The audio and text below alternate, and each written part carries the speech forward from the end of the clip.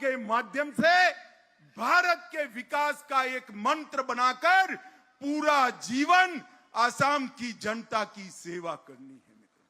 और आप ये बात समझ लेना, अच्छी व्यवस्था जब होती है, जैसे आपको मौका मिला उसी तरह से आपका दायित्व है कि आप जिस भी सेवा में जाइए, चाहे स्वास्थ्य में जाइए, चाहे पुलिस में जाइए, चाहे सचिवालय में जाइए, चाहे पंचायत में जाइए, चाहे अर्बन डेवलपमेंट में जाइए, आपको जो भी सेवा में काम करने का मौका मिलता है, वहां गरीब से गरीब व्यक्ति का काम प्रामाणिकता के साथ कर उसको आसाम के विकास के साथ जोड़ने की जिम्मेदारी आपकी है।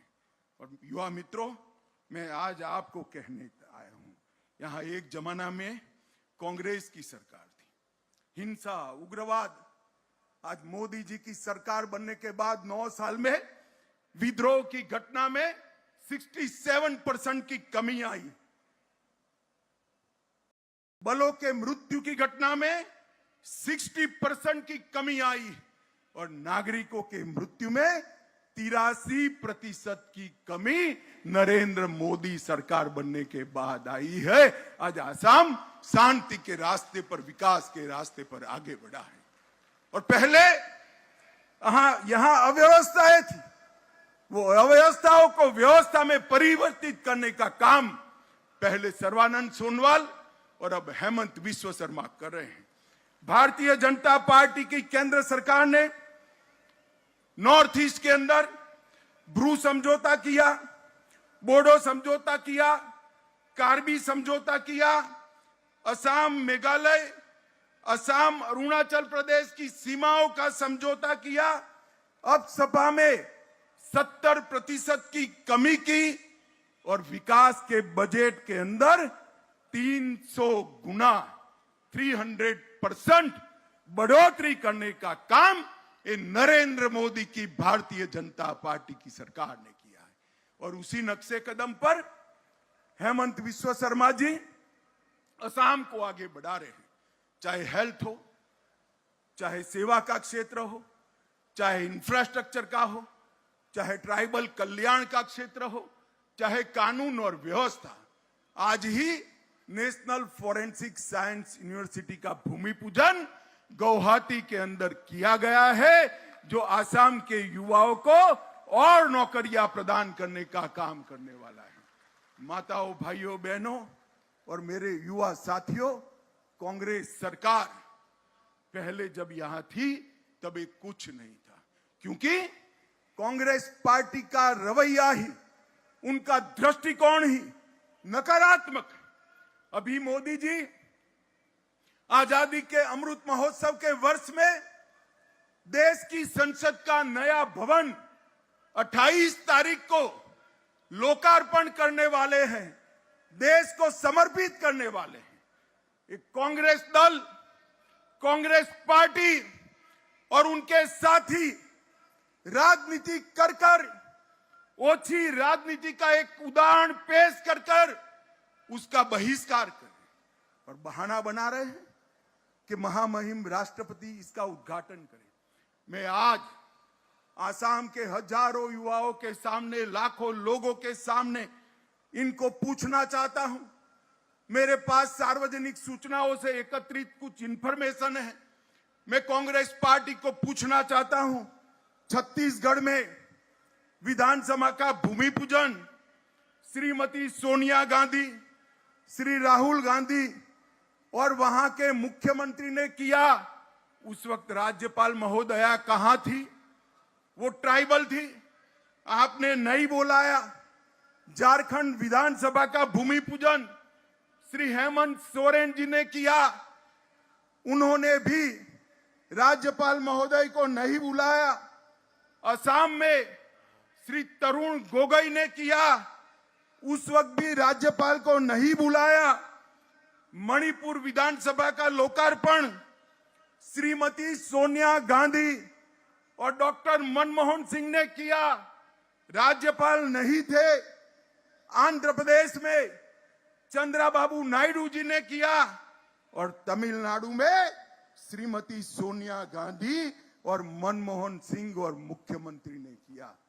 मैं आज कांग्रेस के मित्रों को पूछना चाहता हूं, जब आप करते हो तब ये सब कुछ ठीक होता है, और जब भारतीय जनता पार्टी करती है, मोदी जी करते हैं, आपकी वक्र दृष्टि इसका बहिष्कार करती है।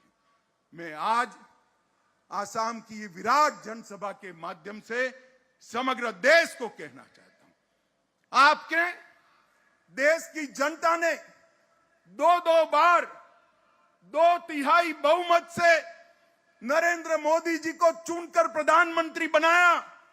ये देश की जनता का जनादेश है। देश की जनता कांग्रेस की इच्छा पर निर्भर नहीं है, ये लोकतंत्र है।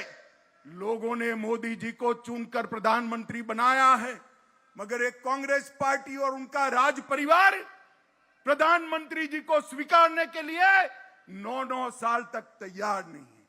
देश के प्रधानमंत्री जी को संसद में बोलने नहीं देते। वो जब भी कोई कार्यक्रम करते हैं ये बहिष्कार करने जाते हैं। मैं आज कांग्रेस पार्टी के नेताओं को कहना चाहता हूं कि आपके बहिष्कार करने से कुछ नहीं होता। पूरे देश की जनता का आशीर्वाद नरेंद्र मोदी जी के साथ है, नरेंद्र मोदी जी के साथ। और पूरे देश की जनता चाहती है कि नए भारत के निर्माण में लोकतंत्र का मंदिर भी नया बने। नई संसद के अंदर नए भारत की रचना के लिए मनन हो, चिंतन हो, चर्चा हो, मगर आप तो प्रधानमंत्री जी को बोलने भी नहीं देते। और मैं आज कहना चाहता हूं कि आप जो कर रहे हैं ये भारत के 130 करोड़ लोग देख रहे हैं। और अगले चुनाव में जब मैंडेट लेने जाएंगे, इस पक्ष विपक्ष का स्टेटस चला गया है, अगले बार इतनी भी सीटें नहीं आएगी और मोदी जी 300 से ज्यादा सीटों के साथ देश के प्रधानमंत्री बनकर तीसरी बार आएंगे। ये नकारात्मक दृष्टिकोण, ये वक्र दृष्टि कभी देश का भला नहीं कर सकती। भारतीय जनता पार्टी ने, हम विपक्ष में बैठे तब भी आपका सम्मान किया।